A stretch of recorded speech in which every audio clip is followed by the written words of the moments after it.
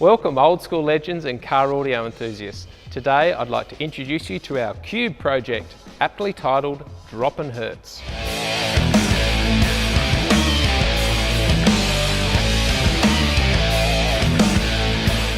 So the inspiration for this Cube really goes back to 1997, where I sat in a Mini which was built by Gold Coast Car Sound. And this Mini had so much equipment packed into it, I was amazed. It had 24 10-inch Orion subwoofers behind the back seats, plus the amplifiers, plus all this wonderful streetwise fusing and batteries all laid out. And I've been one of the best cars that I ever heard back in the 90s, and I really wanted to replicate that in some respects. So I couldn't find a Mini, have a Cube. So we're going to take the inspiration we had from that Mini in 1997 and it's kind of translated into our 2008 model Nissan Cube. We're going to use a whole bunch of fantastic old school Orion equipment. It's going to have a bit of a concept theme to it, which some of you might remember. So let's go over and have a look at the equipment and we'll walk through the system. Okay, so let's have a look at all this fantastic equipment. We're going to start with a Clarion HX-D2 head unit. We're totally old school, so we're going to have a Clarion CD changer to go with that as well. We have 3 Orion DEQ30s, but they are the concept range, the Concept 97.2s. They are our EQs, and we'll talk about why we're using 3 in just a second. We've got Orion Concept 97.1 amplifiers for our front stage. We're running Canton Pullman speakers from the early 90s. We are using 3 Denon DSV1 VU meters. We have some audio control equipment, the Epicenter and a 6XS crossover. Then we have a bunch of Orion 97.3 amplifiers. We have some modern day Rainbow 8-inch mid-bass drivers. And then our substage over here consists of 12 Orion 2NT 15-inch subwoofers. Now you might ask how we're going to get 12 into a Cube, and again I'll talk about that in detail in just a moment.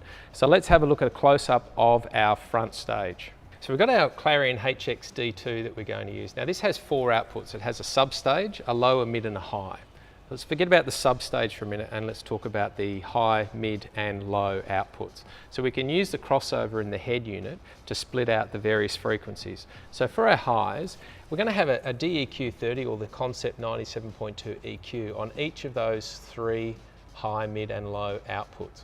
Complete total overkill, but that's what we love here at Old School Car Audio, complete old school overkill.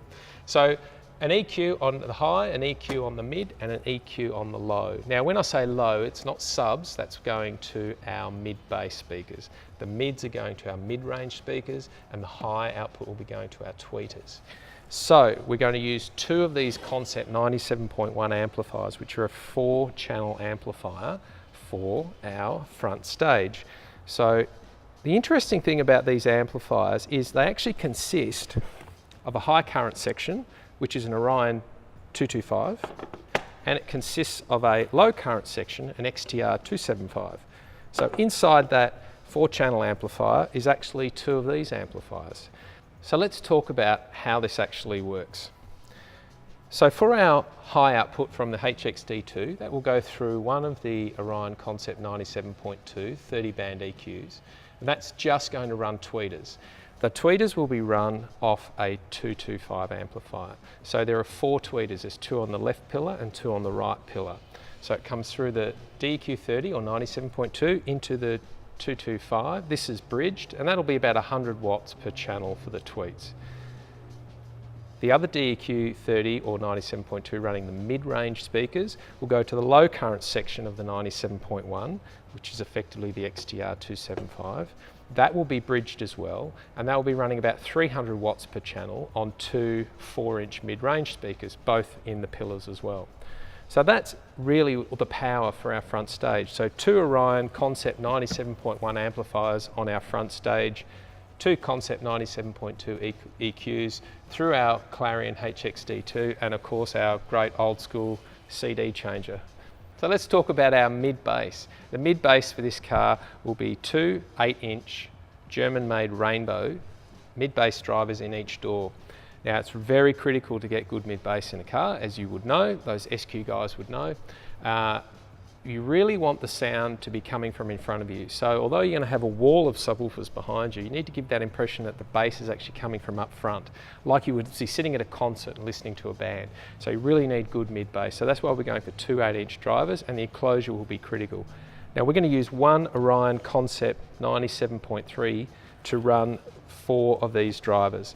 So basically they're a 4 ohm driver, wired in parallel. 2 in parallel will give me a 2 ohm load on this channel. Wire these 2 in parallel will give me a 2 ohm load on the other channel. So we've got 2 ohms per channel, that's 500 watts per channel from the Concept 97.3. Now, for those who are curious, this is effectively an Orion XTR 2250 amplifier with a chrome chassis. There's absolutely no difference. These were only ever stable to 4 ohms mono. So that is our mid bass section. That will also be running a DEQ 30 or a 97.2 as an EQ just for mid bass. Now time for substage. We're going to talk about our substage, which I'm pretty excited about.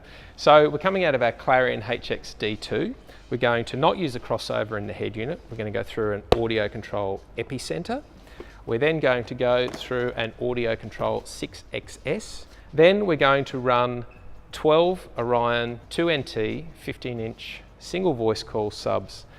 Now we're going to run these off 3 Orion Concept 97.3 amplifiers, which I looked at before. So again, each amplifier will have 2 subs per channel. So we've got 3 amplifiers, 4 subs per amplifier, total of 12. So each amplifier, if you recall, will only be stable at 2 ohms per channel. So we're going to wire 2 subs together, they're 4 ohm subs, in parallel, which will give me a 2 ohm load on my left channel. We're going to then do 2 subs in parallel on the right channel, which is 2 ohms. And so it's 2 ohms per channel, 500 watts per channel. These subs are perfect for that. So we're going to arrange these in an isobaric enclosure, which is basically one subwoofer in front of the other. So it will look something like this. We're going to have one speaker like that, and then the other speaker will sit directly behind it. You'll have 2 sealed chambers, and that's our isobaric setup, and that's how we're going to get a row of 6 subwoofers in front and 6 subwoofers behind for a total of 12 subs. So I hope you're all as excited as what I am about this build, because it's a classic old school build.